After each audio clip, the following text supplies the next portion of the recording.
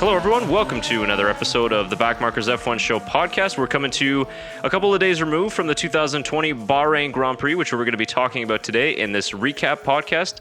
Another Zoom podcast bringing to you this week. So the other half of my team for today joining me, Tyler McDonald. Let's bring him in. Tyler, how are you doing today? Very good, Chris. Wow, what a wild week it's been in the F1 world. It's like every time I log on to Twitter, there's new news and something else going on. So it's been a pretty wild week, and we'll break it all down here on today's episode. Yeah, wild week indeed. And it didn't just stop really after the race, and we're going to get into that in detail. I'm not even really sure we're going to talk too much about the actual race itself and more just obviously the incident, and we're going to provide you guys with all the updates. We're going to go through just a couple of times looking at the crash, only once or twice, just different angles that you might not have seen. I don't think we want to play it too much just because, it was quite the accident. But before we get to all that, I want to talk about the breaking news that happened today. We are recording this on Tuesday. Yes, what is it today? Tuesday? It's Tuesday. Okay, Tuesday. sorry. I had no idea what day it is anymore. So it is Tuesday, December the 1st of 2020. By the time this comes out early on Wednesday, I'm sure that we'll have a lot of changes. But the breaking news is, first, let's cover the minor news, is that Haas F1 have confirmed that Nikita Mazepin will be driving for Haas, obviously in 2021. Something that we've heard about a lot in the last couple of weeks, but let me get your thoughts on it. We expected this to happen, but we finally got confirmation. Surprised that they did announce both drivers at the same time, really. And I'm surprised Mazepin's first. I mean, obviously we don't know who, speculation. Is it Perez? Is it going to be Mick Schumacher? Nico Hulkenberg? Who knows? But Nikita Mazepin was maybe the one I thought out of all of them, they wouldn't go with. And it turns out it is the one for sure. So it'll be interesting to see how Mazepin comes in F1 next year. Right now is the sole rookie to be determined, of course, and how much Haas will use the money aspect of it as well. Obviously, he brings in a lot of sponsorship, a lot of money from his family as well. Seems to be the trend that is coming as of late for F1.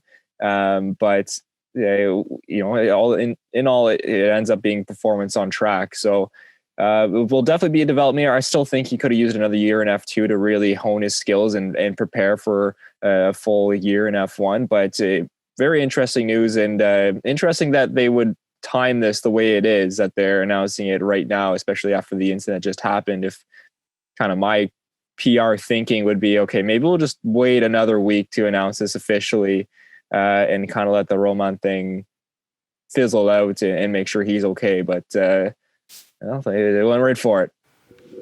Yeah, I echo the same thoughts. And, good point that you actually bring up there. I was kind of interested, too, that they released it this early. Maybe should have waited till the end of the week. Obviously we know that Roman is okay, and we're getting updates, which we're going to get to in a little bit. But yeah, I think that maybe it would have been a little bit better just to wait for that, to die down. Everybody's still talking about obviously what happened on Sunday. So yeah, I agree. I found that interesting. But like you said, money talks today in Formula One. And we're seeing this as a trend the last couple of years now. For the likes of Lance Stroll, for example, it's worked out well, and he's carved out his seat. So let's give Mazepin his due. And like we said all the time with these drivers too, they wouldn't be put in these cars unless they were talented. So I'm not going to make any rush to judgment there. I honestly haven't seen too much of Mazepin. I've seen him a couple times in F2 in recent years, but I don't know that much about him. So I'm going to wait to see what he can bring next year. And then obviously we'll wait till the second half of that seat is also announced, which will most likely be Mick Schumacher. So we'll see what happens there. So that was sort of the least exciting news, I guess, of the day.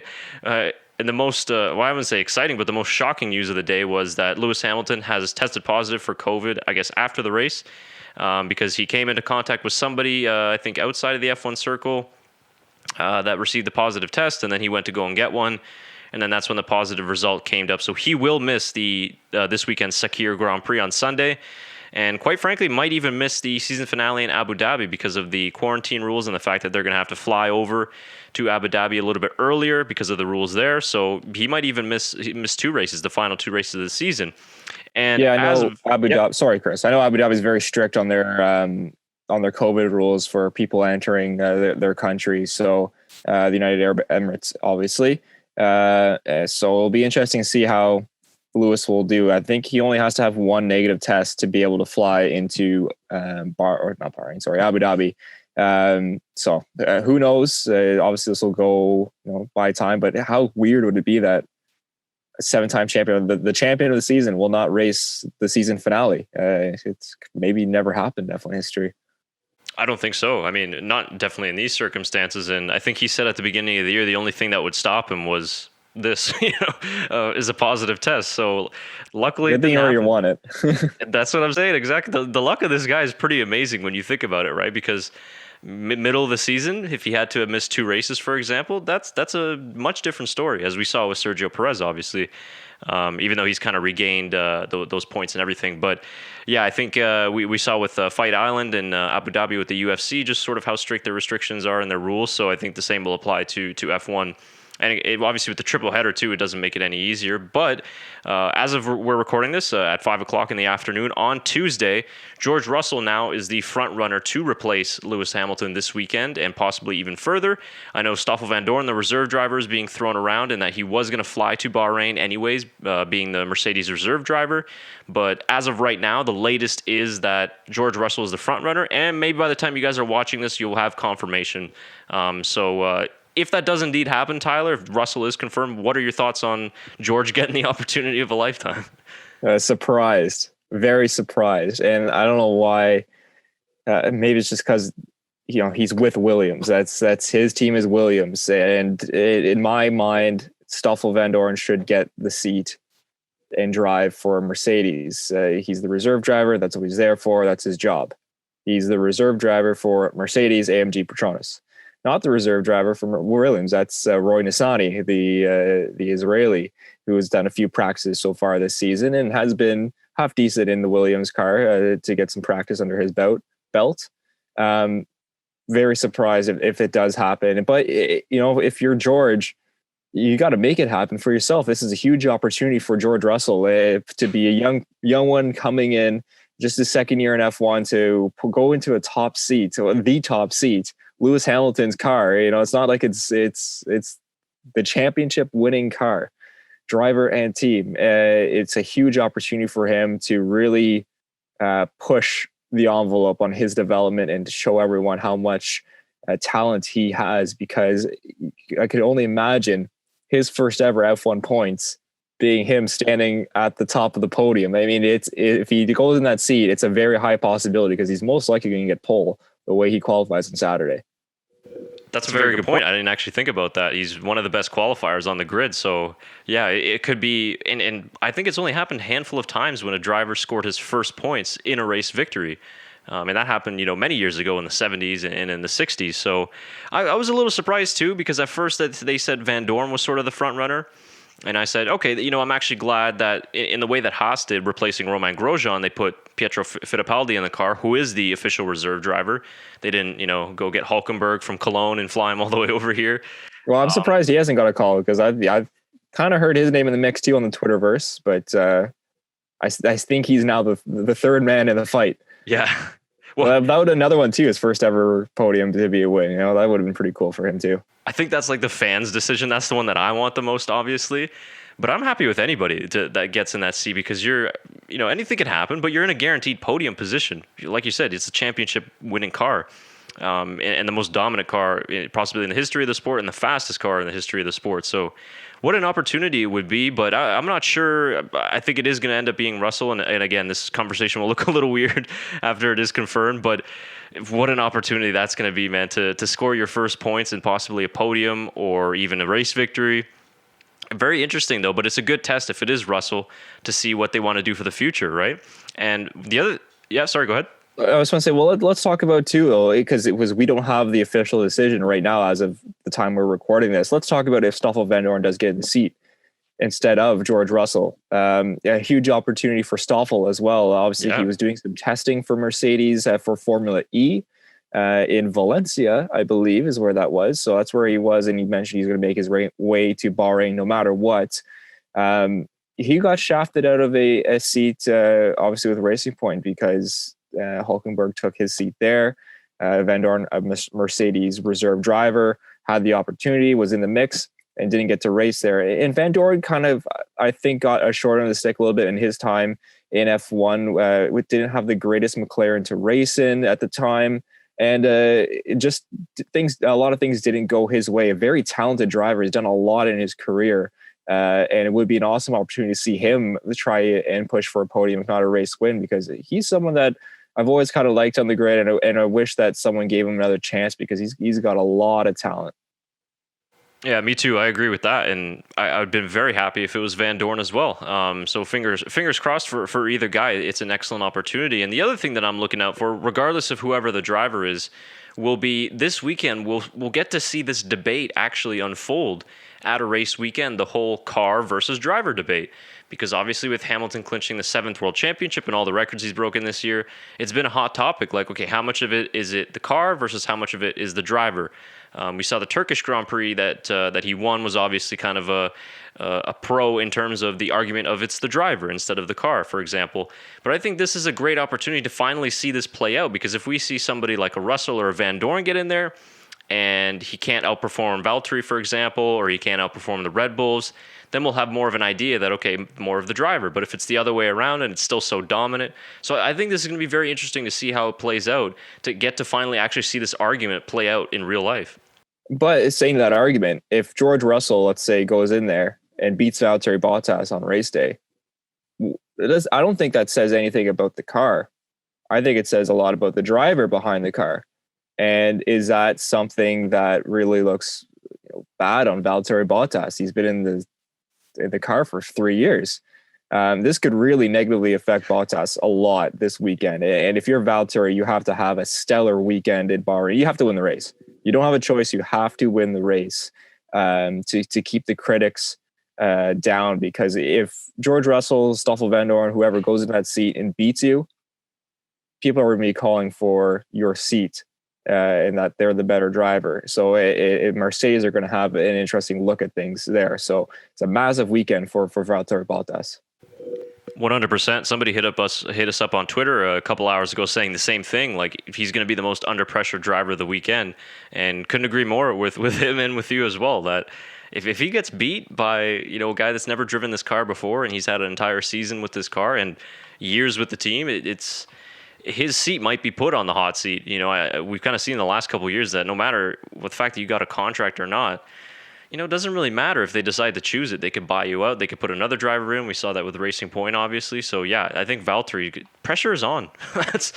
that's if Russell comes in and out qualifies or wins the race, because looking at the circuit layout for Sakhir, I mean, it's Mercedes. They got a big advantage at this track layout.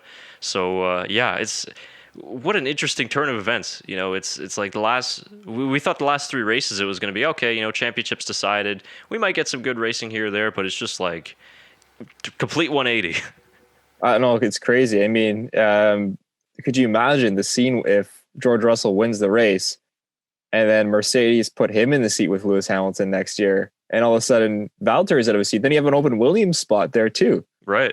So is silly season over yet? I don't think so. I think we might be getting the dessert portion of silly season if this ends up being plays out how it could. Yeah, absolutely. Like I said, I don't think those contracts are as safe as we all think it is. Even though drivers are confirmed technically for next year, I don't think that we can rule out any crazy last minute changes between now and the start of the next season in 2021. So very interesting times ahead. Obviously, if you're watching this on Wednesday morning or later on in the week, we should probably hear by now confirmation of which driver it is. So please comment down below what you think. How do you think that driver will fare? If it's Russell, if it's Van Dorn. It's going to be interesting. I'm glad that we took an extra couple of days to wait and record, because it's like the cornerstone of this show. It's like every time that we record, all the breaking news happens. So this is very rare.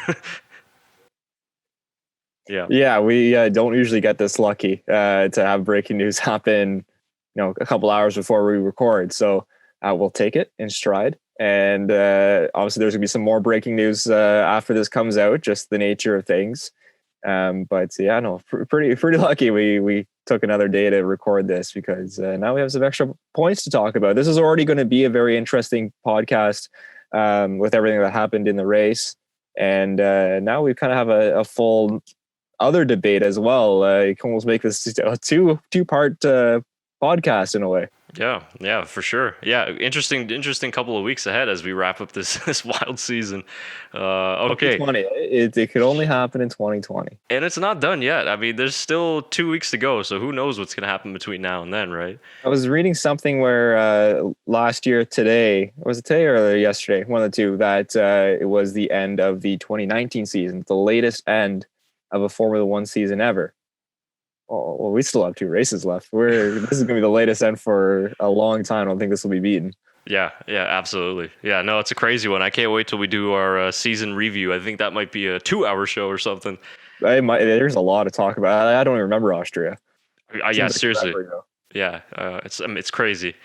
All right, so that's all the breaking news. We'll get that out of the way. Maybe keep an eye out on Twitter just in case something breaks. But let's move on, obviously, to the Bahrain Grand Prix itself, and we'll just maybe give our initial thoughts on the whole incident and everything. It was a bit kind of tough to watch the race and enjoy the race afterwards, just because of the shock of the accident. I think even a couple days later, everybody's still kind of like, did that really happen? Like, is Romain really okay? Even though we have all the footage and we've got Romain talking and tweeting now, it almost still feels like the worst case scenario happened. I mean, anyways, that's just how I feel personally. For me, it was the worst F1 accident I've ever seen in my entire life. Maybe I'd go even as far as to say the worst motor racing accident that I've seen, definitely live. And I've seen, unfortunately, a couple of the fatal ones. I know you watch IndyCar, so we obviously watched the ones with Dan Weldon and Justin Wilson, and recently with Robert Wickens, obviously that massive one. But this one was just, to me, another level, because I've never seen an F1 car split in half like that. I've never seen a fire, explode that way, the way that it did. And I know a lot of people are kind of saying, well, it's not a miracle. It's the science and the technology that's gone into the safety and everything. And I agree with that. But guys, this is a miracle. Like, this is, I still don't know how he survived that crash with minor injuries. Well, my first thought was, if he's unconscious, yeah, that's a pretty bad scenario that could have been. He hit the wall at 221 kilometers an hour. I mean, to be able to survive the G-force of him stopping in that wall, and to stay conscious is very impressive, I think. I want to go back to maybe what started this incident, because, well, actually, there's a lot to unpack here. So you're talking about, you were talking about the worst crashes you've ever seen, and this ranks up there, and you're saying this is number one. I think it's up there too. The immediate ones that came to my mind, non-fatal, because I put this in a different, the fatal ones are always, you never want to see. I think of, just last year we lost Antoine Hubert. And that was a horrific accident. I was watching the F2 race, and you just knew right away that it was a very serious incident. I watched a lot of NASCAR as well. This year at the Daytona 500, Ryan Newman got spun, flipped upside down, and then got T-boned right pretty much on his head by another car that sent him up flying in the air. And he was unconscious, but there was no fire, and safety crews right there. He survived and walked to the hospital 3 days later. It's pretty, they said that was a miracle. As far as cars splitting in half, the only one I can remember seeing was Scott Dixon in IndyCar. It was the Indianapolis 500. I'm trying to think what year it was. It was 2018 or 2016, somewhere around there. But his car went up, and the wall would be here. It landed sideways on the wall like that, just missing him. It just landed right behind him, and the car split in half, and he ended up being okay. But again, no fuel came out. There was no fire or anything like that. This was a lot of awful aspects you see in a crash combined into one. And now going back to the start of the crash, I mean, when you saw, at first my eyes were drawn to Kimi coming very, very wide through that corner. And that's, Romain was leaving space to let Kimi on, and didn't see Kvyat in his blind spot really. And I was looking at Kimi, and then I saw sparks and a massive ball of fire, and I immediately I lost breath. I gasped, and I couldn't I didn't have any words to describe how I was feeling right there. You just knew that this is not good. And a very tense few moments there. I mean, a couple minutes really before we got pictures of Roma. And once you saw Roma, you with a big exhale, knowing that he was at least alive, and you're not knowing what injuries he had, but he was all right in terms of being with us. And you can't thank the safety crews, the safety innovations that F1 has done. But it is a miracle that he came out of that, because a lot of things could have gone wrong, but a lot of things did go right in that scenario. Yeah, absolutely. And of course, we criticized the halo, or at least I know I did when it first came in, but that's all done now. I don't think we'll ever talk about it ever again, because it's one of the clips I have queued up, which we're going to show why the halo made such of a difference. But I thought the worst for a few minutes there. And we're going to also take a look at the team radios of the drivers on the in-lap into the pit lane during the red flag, just how worried they were. Charles Leclerc was in a really bad spot coming into the pit lane. Yeah, that was a hard one to listen to. But when they weren't showing him for a couple minutes, like, we know what that means. And it didn't look good. And then finally, when they showed him, I'm not sure exactly what they showed first, but I saw him sitting. They showed him in the medical car, did they not? With his helmet off? Yeah, I believe that was the first shot, and that was when it was like, yeah, like you said, you just kind of like, oh, okay, thank God, he's okay. And, obviously the fact that they were showing him and you could see him moving around, he's conscious, nothing was broken. And then after, I think they showed him sort of walking or being assisted by Alan van der Merwe and Dr. Ian Roberts to the medical car. And then afterwards, I think another couple minutes passed before we finally got to see exactly the details of the incident. So I'm just going to queue up here the incident. I think it was the helicopter angle here that they showed on the broadcast. We're only going to show this once. We're not going to show a ton of times. I think it's been shown so many times already. But it's just this one interesting thing that I want to show, because hold on, let me see where it is exactly here. Yeah, like you said before, there's so many things that we have to go through. Well, this clip is the one that really puts everything together on how long he was sitting in a ball of flames. Yeah. So I showed my coworker, and I have something to say about this afterwards, but I showed my coworker this, and they couldn't imagine, just being how hot, one, that must have been, and two, just being in a ball of flames, trying to figure out how to get out. I mean, it really puts into perspective how long he was in that car for. Exactly. Yeah. So let's play here from the beginning. So this is right from as soon as he crashed, and you see the timer go on here. And again, we were giving massive credit to Dr. Ian Roberts and Alan van der Merwe and the marshal that came actually running across the track to start to put out some of the fire there. You can see him. And all that credit deserves to them as well. But I think, honestly, the biggest hero was Romain Grosjean himself.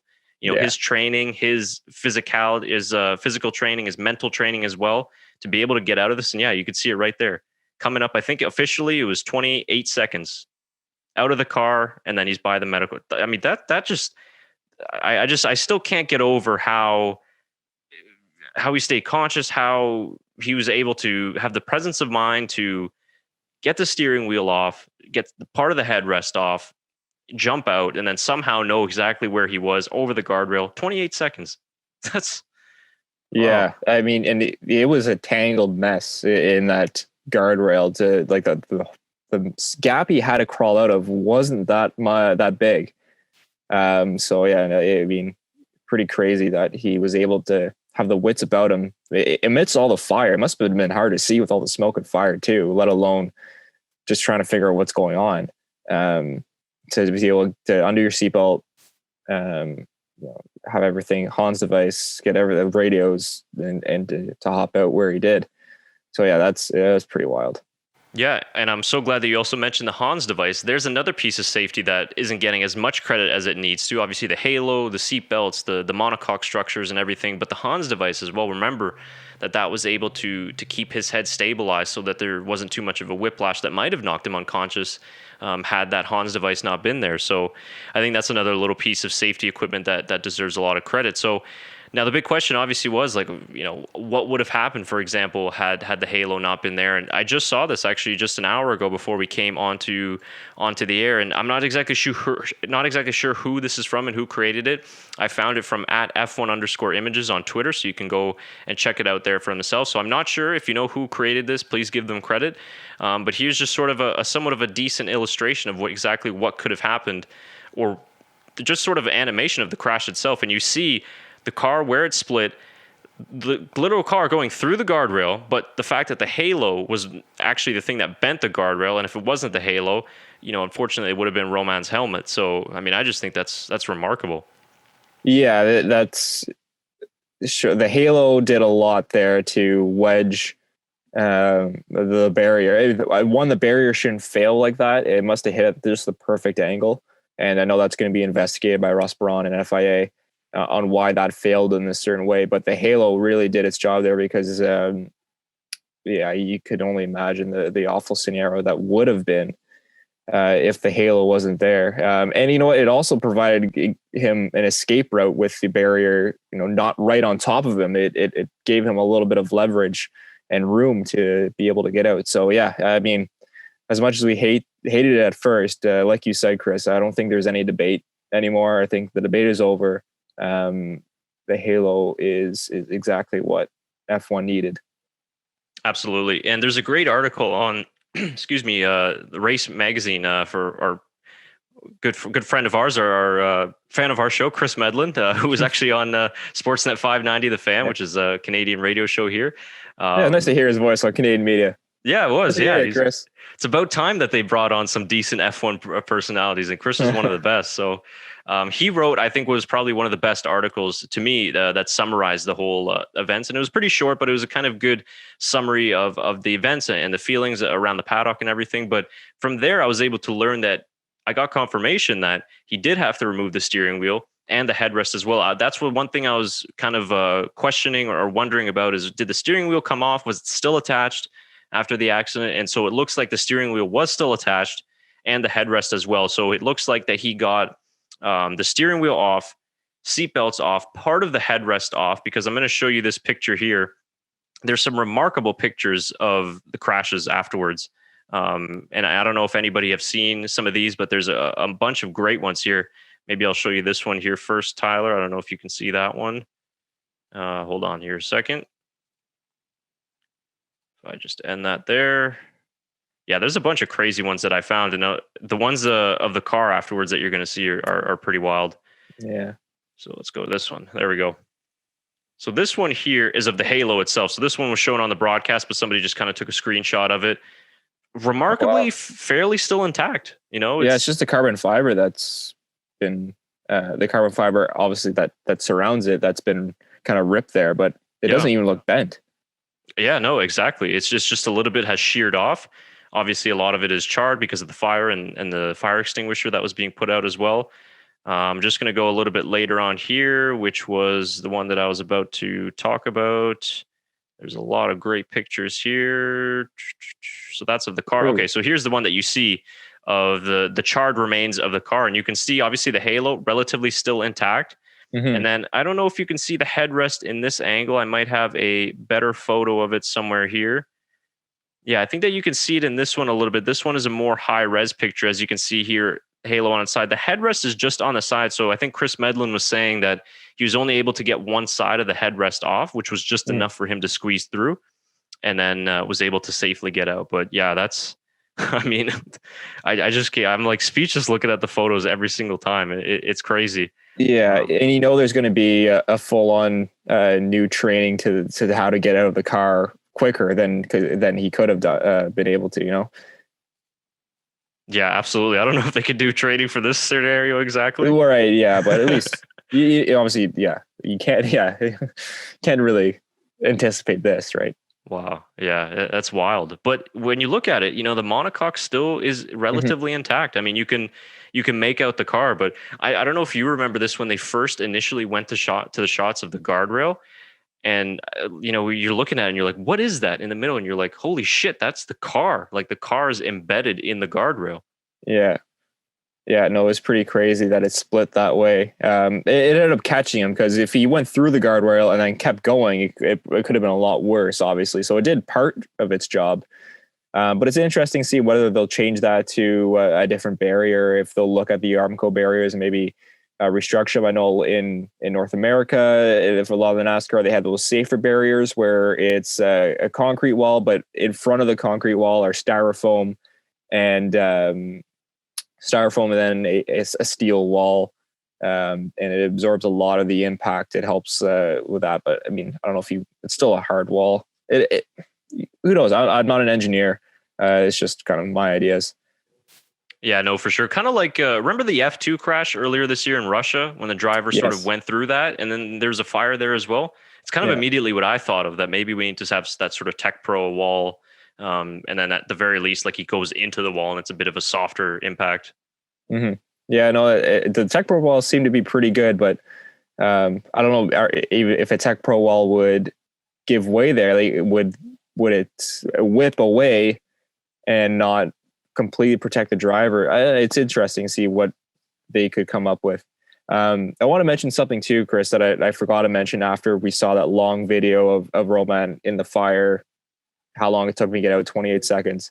Karun Chandhok, I meant to send this to you and I didn't, but Karun Chandhok tweeted that the FIA this year changed to a new, heavier fire suit than what they had last year that protects for 20 seconds rather than the 10 seconds that it was last year. And you have to think, the only thing they got burnt with his hands, well, his hands were the 10-second fireproof material that they had, where the rest of his body was the new 20-second fire suit that they had on.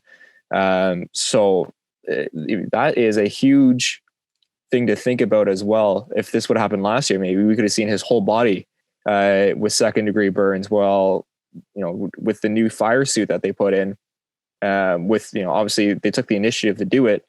Only his hands got the second-degree burns there. So pretty amazing stuff too when you think about that the coincidence of them putting it in this year, and it may have helped save Romain Grosjean's life there as well. Oh yeah, most definitely. And I don't really want to think about what could have happened had the older suits been in there, maybe some older technology as well. But the fact that he still only walked away, just a slight burns, I think maybe a couple on his ankles as well, is pretty amazing. And I did see that tweet actually from Karun Chandhok. I did have it saved. Oh, nice. And you can see it here. He posted it with which, I hope that after a couple of weeks' time, when Romain is released from hospital, hopefully he's able to finish the last race in Abu Dhabi. Mm-hmm. But not to sensationalize the accident, but this photo to me is like one of the most insane photos I've ever seen in my entire life. Just the half of the car sitting there, Romain just coming out of the flames, like a warrior, with the warrior that he is. And then I believe that's Dr. Ian Roberts running over there with the marshal. I mean, that's like, if anybody's still out there, you got friends that aren't interested in Formula One, that don't know too much about it and doesn't think that these guys are athletes or it's not much of a sport. You got my permission to slap them twice, because they need to be after what happened this weekend. I mean, and people don't understand how hot that fire is. You see the doctor there, Ian Roberts, you can see him kind of going away from the fire a little bit there. That's jet fuel in the back of that car that's on fire. That fire is scorching hot, and he's right beside it to help Romain on. So I know we're going to get to him in the medical team in a little bit, but it's pretty crazy that even that marshal standing there, that's very hot that he's feeling on his face. Oh yeah, without a doubt. And the other thing too with Dr. Ian Roberts, like as amazing as his response was, there's really not much that he can do, because what is he going to do? Just jump right into the fire? I mean, there's not really much that you can do in that case. That guy, that marshal with the fire extinguisher, helped out a lot. Because Dr. Ian Roberts pointed Grosjean out, and the marshal helped put the fire out just enough so that Romain could get out and everything like that. I mean, it was kind of, he was in the perfect place at the perfect time to be able to help Romain out there. And obviously one fire extinguisher isn't going to help that whole scenario, but it was enough to put the flames back so that Dr. Ian could go in and that Romain can get enough room to get out. Yeah, and I believe that there was, I'm not sure if it was that marshal, if it was somebody else, maybe the other marshal is on the other side.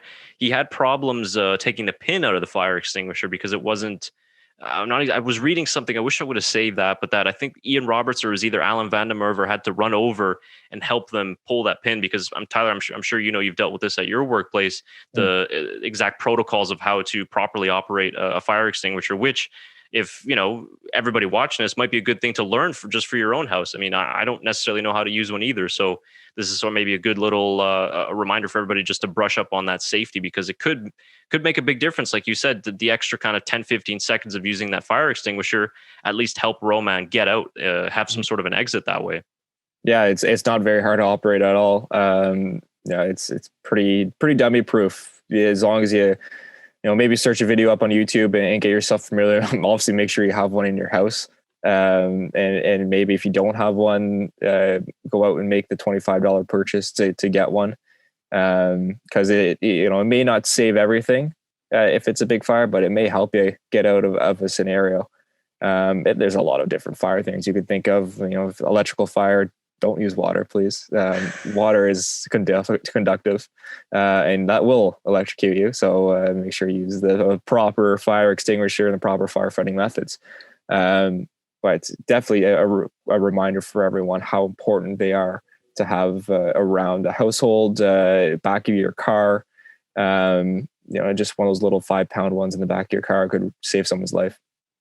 Yeah. Sound good advice, definitely there. And another great point you bring up, the electrical fire. Let's not forget that these are turbo hybrid power units. And I believe that one of the things that did caught fire was that kinetic MGUK unit, which obviously stores the battery. And just as you illustrated, there's a big difference between electrical fires and petrol fires, for example. I immediately thought of Richard Hammond's crash in the Rimac in Switzerland a couple of years ago. That's a fully electric car. I mean, that's another thing that we have to consider. When we think about electric cars is that you roll one over and it catches fire. It's a different type of fire. And those batteries don't go out right away too. They'll keep reigniting, catching fire. So they're dangerous even after the fact. Yeah. And you saw a lot of those marshals and the Haas team members with those larger rubber gloves after as well. You could die if that electrocutes you. There's a ton of power in those things. So it could easily be very, very harmful. So it's another factor which made this crash even more insane and more complicated, and even more thankful that he did eventually end up being okay. Because I just look at all the things that could have gone wrong and it didn't. Yeah. That's why I think it's just a miracle. You mentioned the 200 over 200 kilometers per hour he went into the barrier.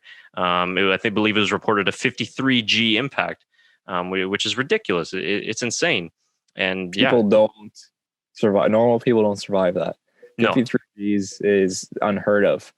So I mean, as Romain Grosjean's wife put it, Roman is a superhero. He's his own superhero, or however way she worded it.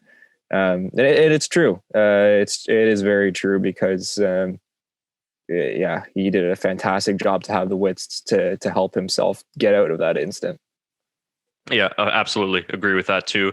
Before we get on to the good news, we kind of got to go back and revisit this. I just wanted to point out one more thing that, we always try and maybe grab stuff that you might not have seen on the broadcast.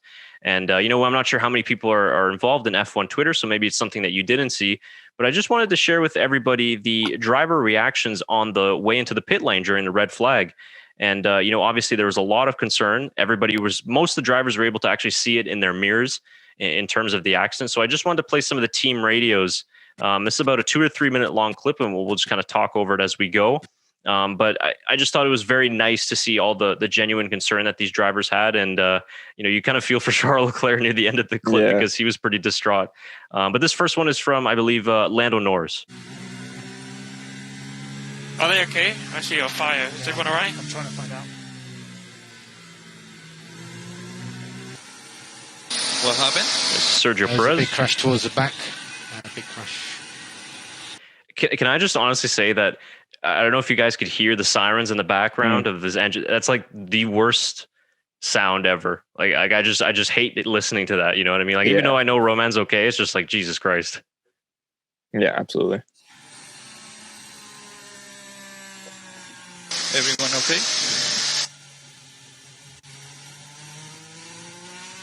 Not sure yet. Check it.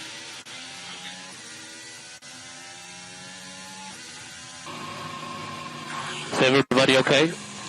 Yeah, everybody, we are checking now. Of course, he has to say Mr. we are checking. Fire. And he's okay, or? We are checking.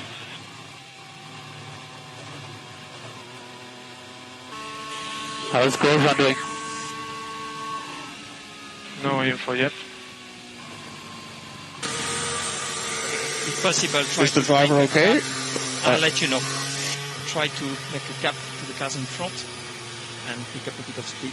Copy, Need to copy. put up the pivot. I think Latifi was right behind Grosjean. Yeah, he saw everything happen. Fuck. This was a big one. Is he okay? I will come back to you. Fuck. I've seen it in the mirrors. I felt so bad for him listening to this.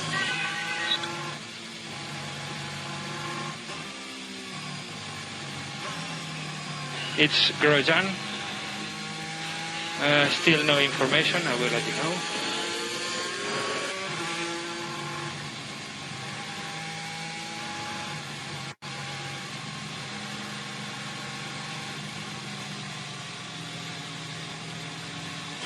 No, please. Oh, fuck me.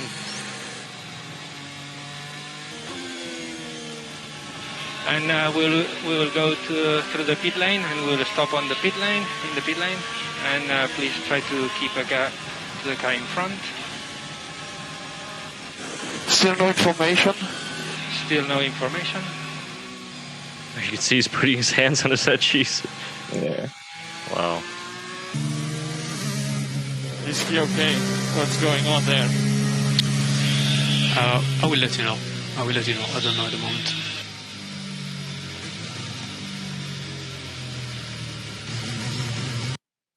And obviously that last one there was Danny Kvyat, the driver that he collided with before he went into the barrier. So yeah, that was a rough couple of minutes there heading back into the pit lane. And as we were watching at home, wondering what was going on, the drivers were in the exact same position. And yeah, Charles Leclerc was completely distraught over the radio. Obviously, he's had a lot of personal experience, with these big crashes, unfortunately, and his close friends. So I know that it was extra difficult for him. And then relieved that I think by the time they parked up their cars, they knew that Romain was okay. So I just thought it was great to see the whole drivers come together and support each other that way. Yeah, absolutely. It's pretty. I couldn't imagine what those drivers could be thinking, could be feeling.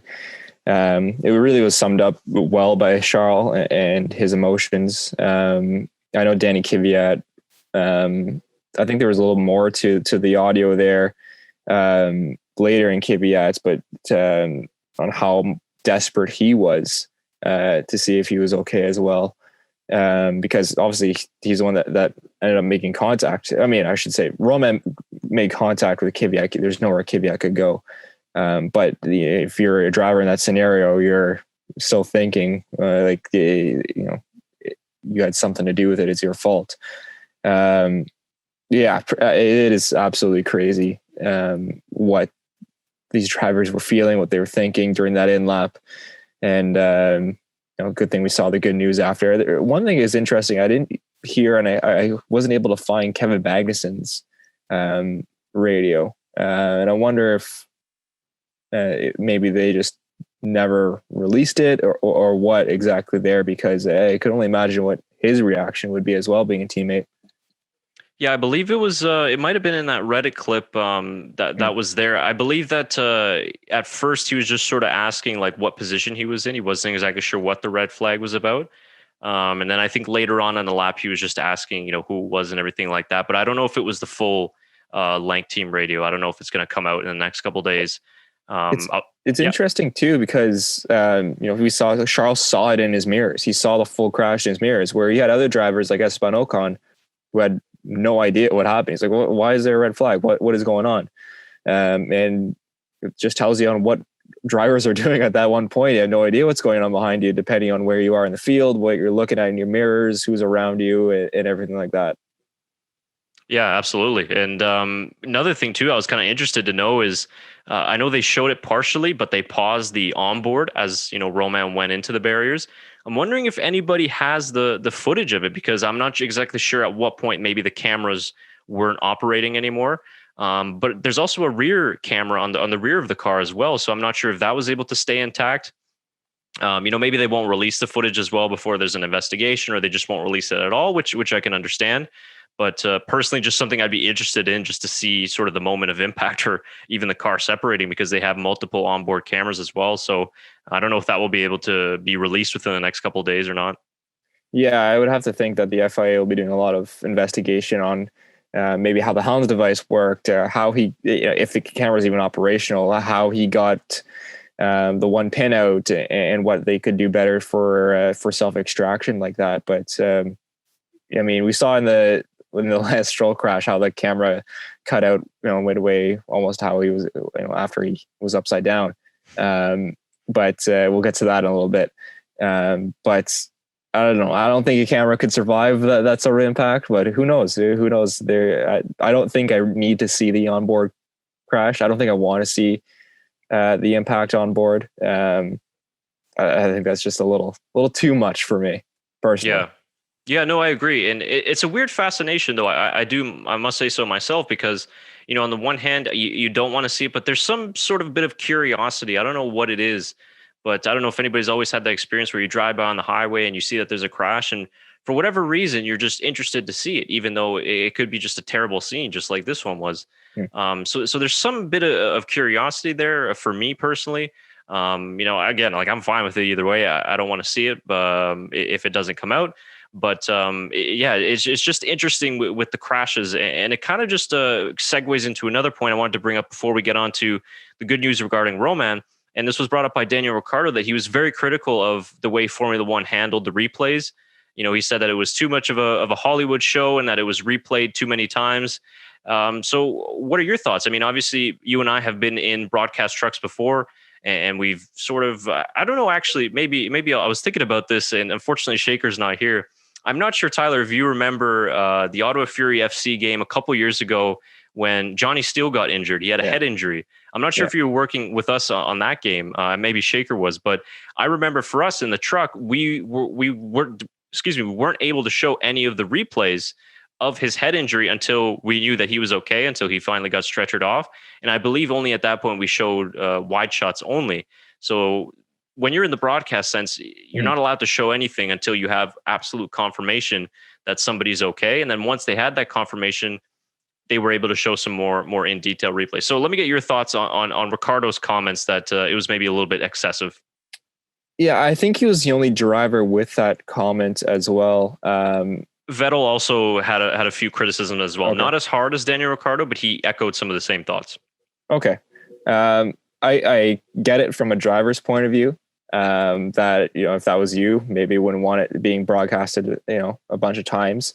But coming at it from, a viewer's point of view, a broadcaster's point of view, once the person's okay, I'm fine showing the replay, knowing that they don't have any serious injuries. Like, he walked away with some help, of course, and with some minor injuries. But the most important thing is that he walked away there. And in my mind, that's okay. We can show replays, we can show what happened, and kind of put in perspective how serious this was. Second part of that is, especially during the red flag, well, you don't have much. The race has only been 3 corners. You don't have much content to show in the hour delay there was. So yeah, there's going to be a lot of talking about that.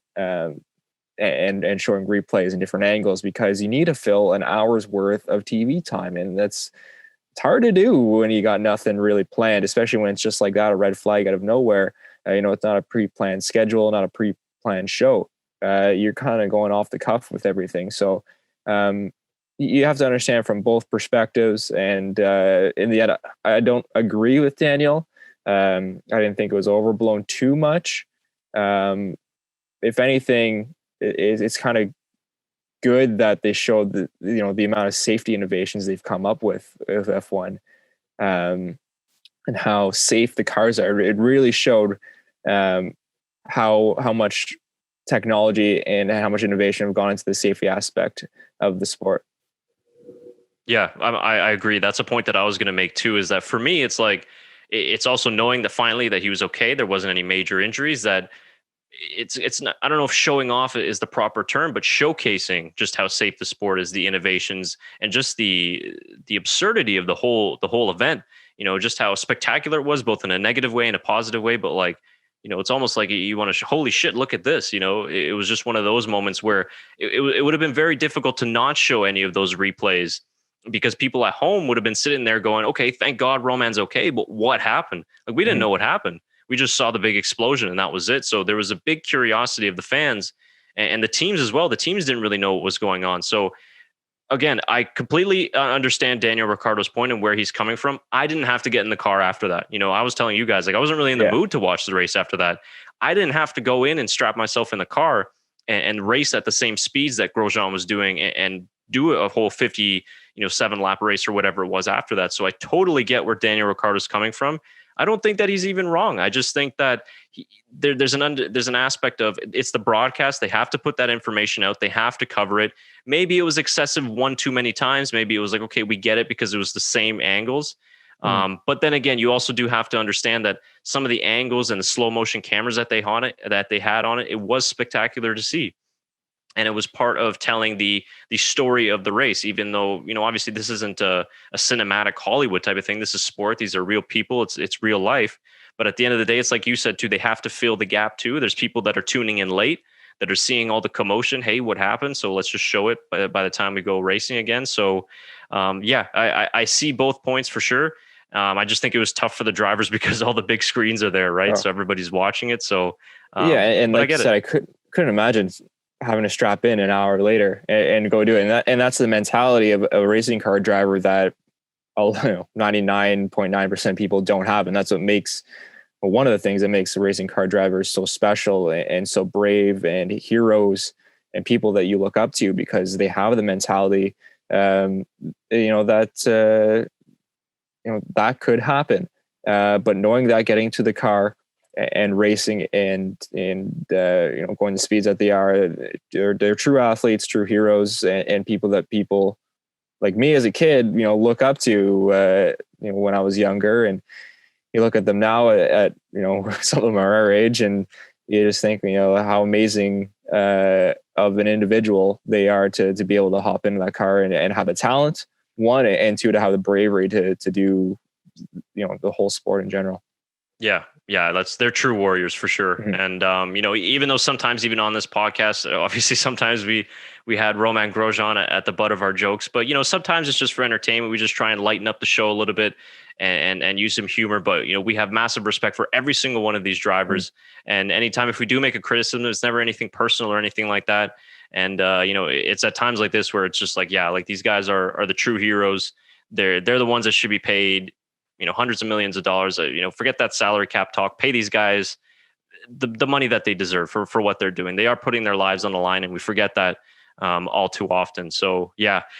No, we love Romain, and we're happy that and so glad that he's all right. And I really want to see him, race in Abu Dhabi. I know it's gonna be hard. He's in a lot of pain, but I don't want his F1 career to end that way. That really bothers me. I don't want it. I want him to have at least one more race where he can go out and have a proper race, everything, be all right, finish the race. And then on that note, I don't want that to be the reason. No, not the reason, but the situation that ends his Formula One career. Yeah, for sure. And he's pushing to get back for Abu Dhabi, according to Gunter Steiner, which is great. So I think that sort of encapsulates all of the aspects of the crash. I believe that we tried to touch on everything. We were able to kind of get everything involved. Obviously, it's a developing situation, so we'll probably learn a little bit more about it as the days and the weeks go on. But I think we'll leave it there for now, unless you had anything else maybe to throw in about the whole incident. No, I think we've summed everything up. Glad to see Roman using his thumbs now. He posted a video a couple hours ago. Yes, on his Instagram. So saying that his fingers he can touch a screen now. So that's good. Glad to hear that's from Roman. He's supposed to be out of the hospital today, I think, or tomorrow. I'm not they are sure. Keeping him one more day. One more, yeah.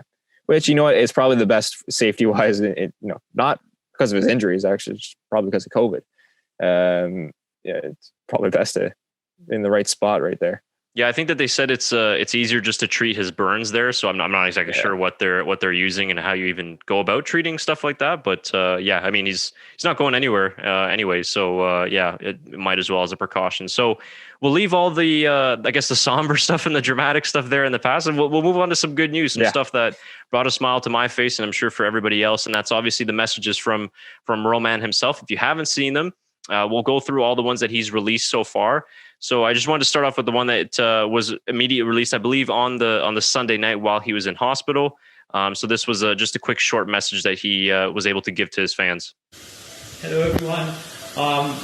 Just wanted to say I am okay. Well, sort of okay.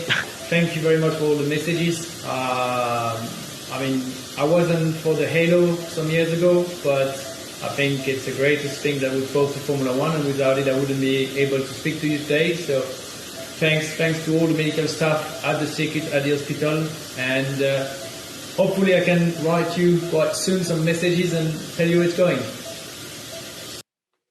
What's wild there is how much, how jokingly he is, how much humor he still has after that. I mean, it's wild, but I think that's just Roma. I think he's, from obviously what we see, very positive person and pretty funny in general. Did his accent get a little bit more French too, or is it just me? I don't know, maybe. So that was after obviously the accident. This was November 30th, which was just yesterday. He provided another update, so getting some sunlight, which is good next to the window. But just another message thanking his fans, and seems like he's getting some use back in the fingers. But yeah, still looking good. Got that beautiful smile on his face. And then this was from today, actually. This was only 10 hours ago. It looks like he was just doing some exercises there in the hospital. But yeah, man, he looks like, obviously he's got a couple bandages where the burns were. And it looks like, it was right there on the left ankle as well, received a little bit of burns. But yeah, it looks like other than too, that. I wonder if it was a burn or a cut or what. As you see some scratches too on his arms and stuff. Who knows if that's from the crash, but I'm just going to presume it is. Yeah. Which doesn't surprise me at all, the way he's trying to get out.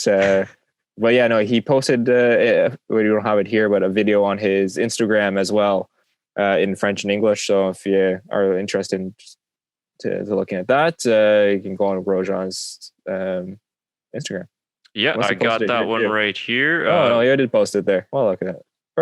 Perfect. We got all the positivity here. So this Killing was it, Chris. Nailing it. This was only 4 hours ago for us that he posted this other message as well. Managing to press the button with one of my fingers, which is good. Thank you all for the messages. Sorry if I didn't quite reply to you. But yeah, I'm leaving the hospital normally tomorrow. Get better and better.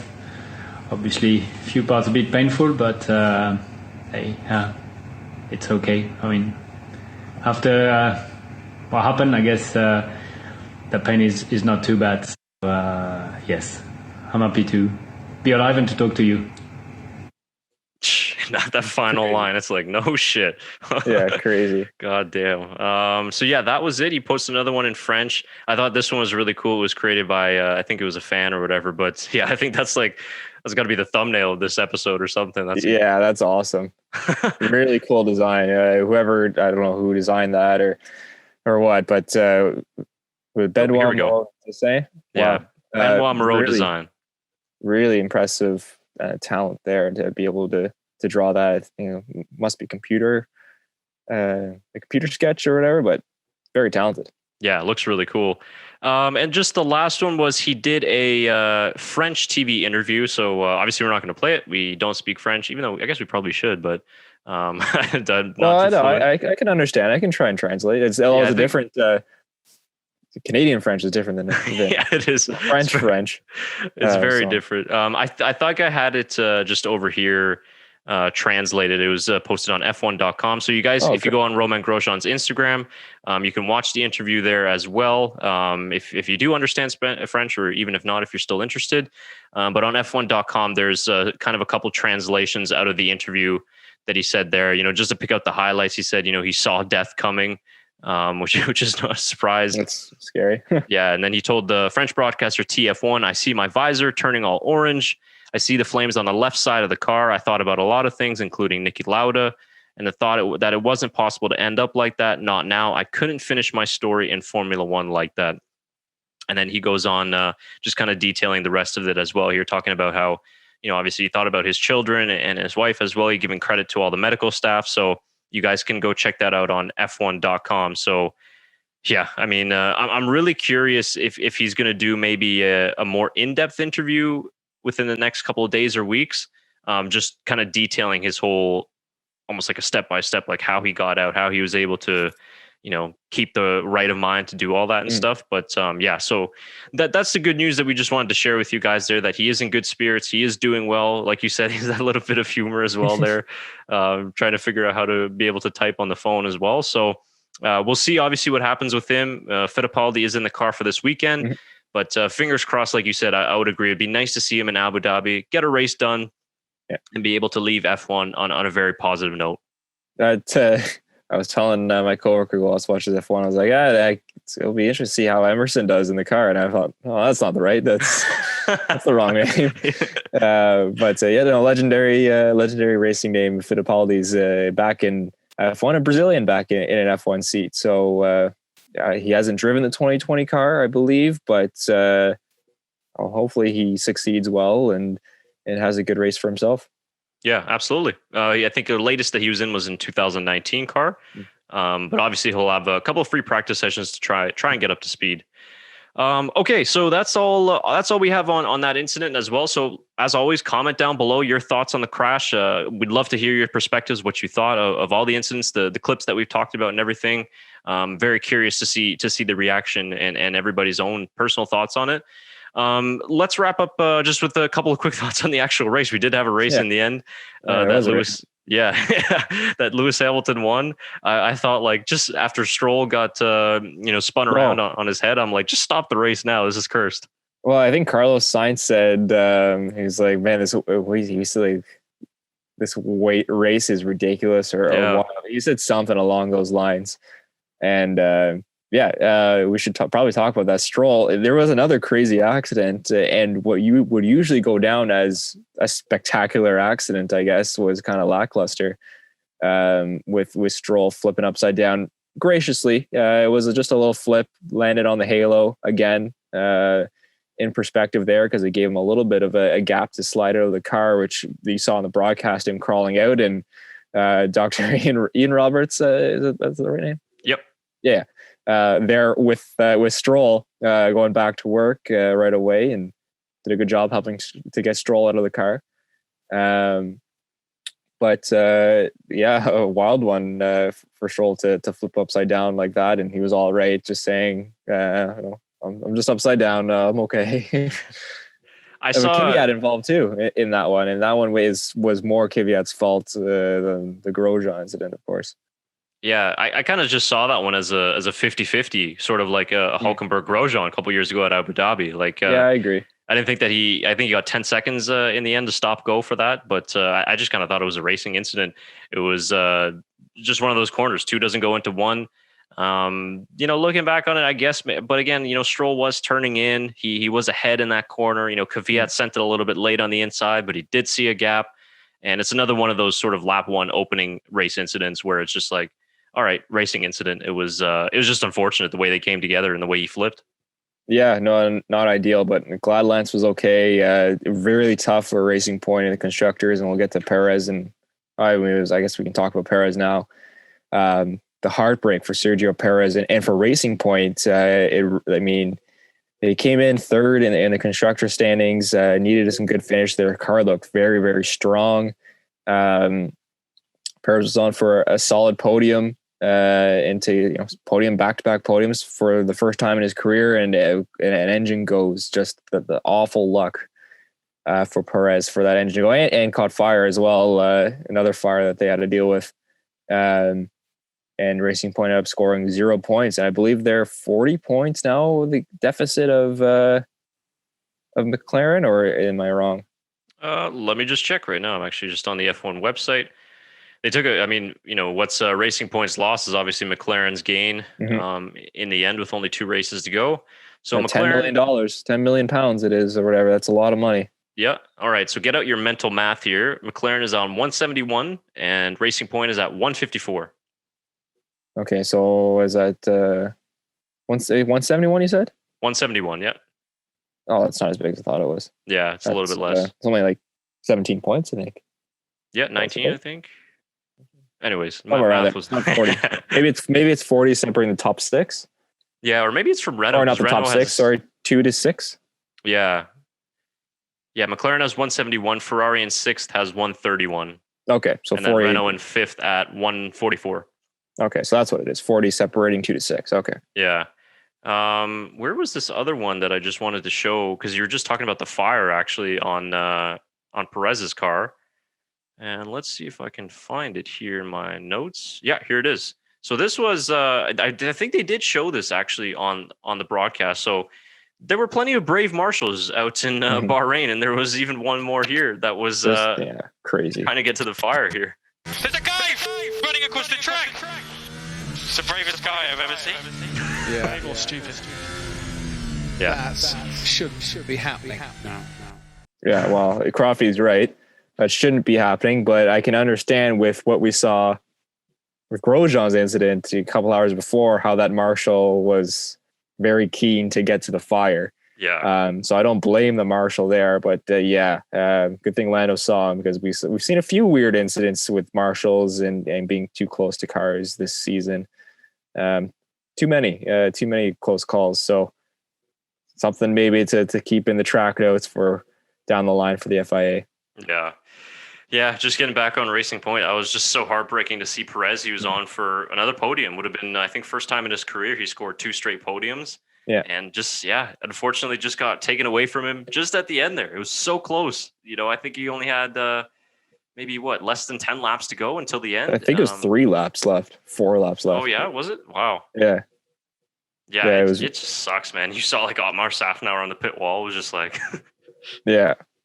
Oh, yeah, it was not ideal for Racing Point, but like you said, Racing Point's loss is McLaren's gain, and right now they have the upper hand. They had a fantastic weekend, solid finish with 5th and 6th, 4th and 5th. 4th and 5th, 4th and 5th.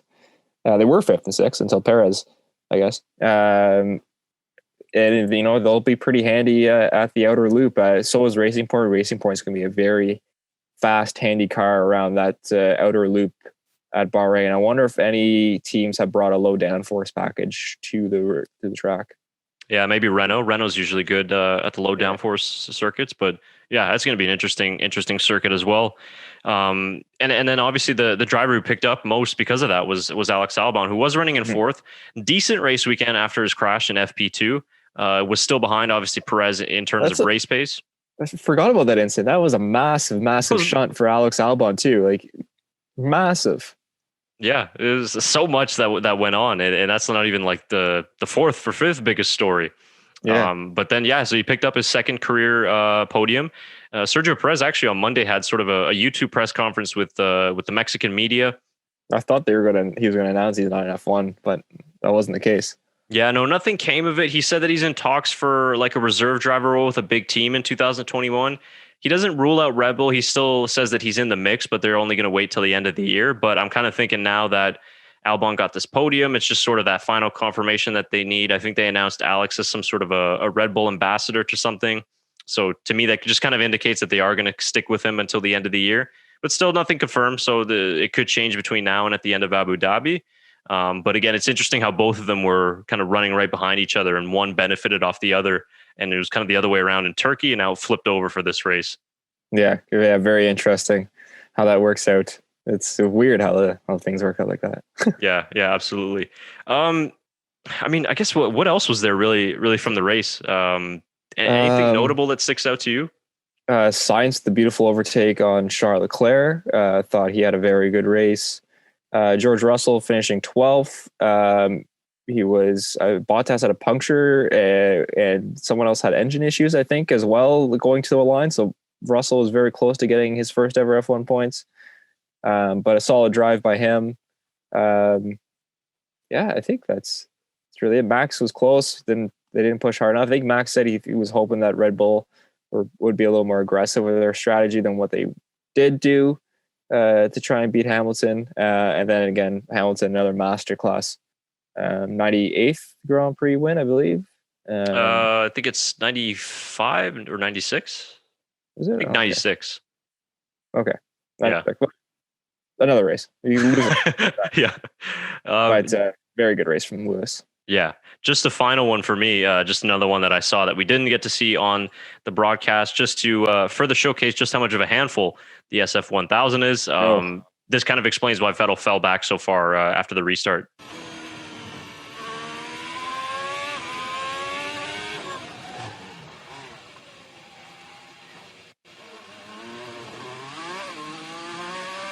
The car is undrivable. I'm not sure. It's ridiculous. We're checking. I spun out of 11. I think the tires are okay. Probably. Like I didn't even know that he spun out there. That's the first time I've seen that or heard about it. But yeah, he was having a tough time for some reason. It turned on him where it went undrivable. I guess another turn I should mention quickly, Stroll's miscommunication, I guess not theirs, but Racing Point's miscommunication with their tires really screwed him as well. In Q2, after that red flag, they put a set of used mediums on to try and get him into Q3, which obviously would not work. So yeah, tough luck for Stroll, but yeah, weird how that works.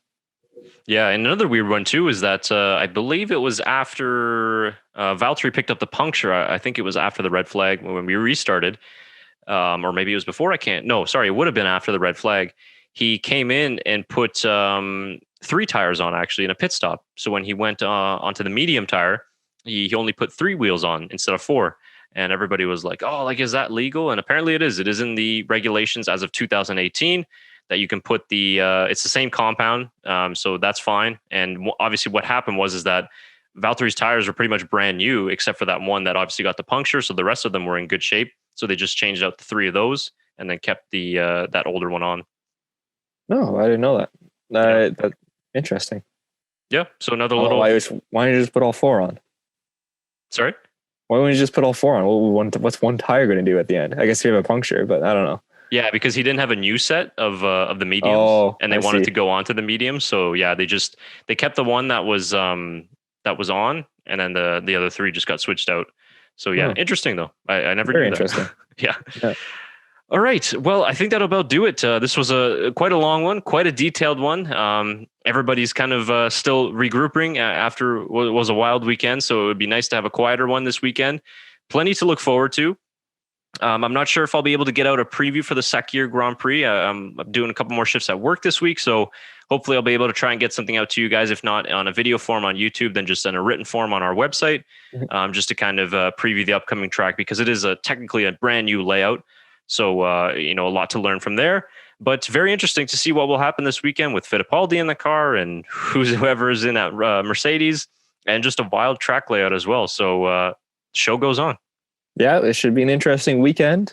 Lots of drama and hopefully an entertaining race. I think this is the most wide open race in a long, long time. Who knows who's going to come out with the victory? Yeah, absolutely.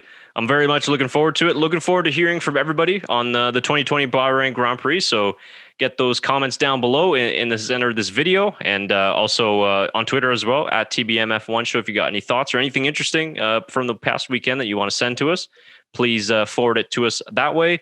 We'll obviously be back next week recapping the Sakhir Grand Prix. Very busy to end this season, obviously, with the triple header. Hopefully we'll be back in our regular studio by then if Shaker's back from his work assignments. But if not, we'll be back with the Zoom podcast. These have been working well.